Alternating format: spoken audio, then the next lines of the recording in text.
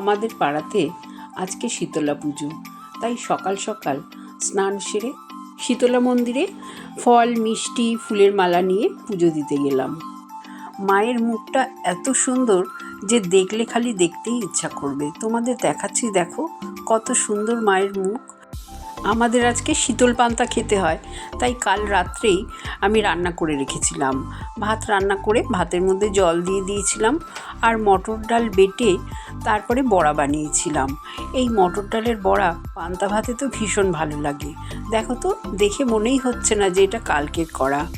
সঙ্গে রেখেছি পটল ভাজা, আর করেছিলাম উচ্ছে কুমড়ো ভাজা। এই উচ্ছে কুমড়ো ভাজা পান্তা ভাতের সাথে খেতে কিন্তু ভীষণ ভালো লাগে। আর বানিয়েছি একটু বেশ ভারী ভারী করে মটর ডাল, আর সঙ্গে তো কাঁচা লঙ্কা লাগবেই। দেখো তো আজকে এই শীতল পান্তার থালি তোমাদের কেমন লাগলো? ভালো লাগলে অবশ্যই জানিও একটা কমেন্ট করে। ধন্যবাদ।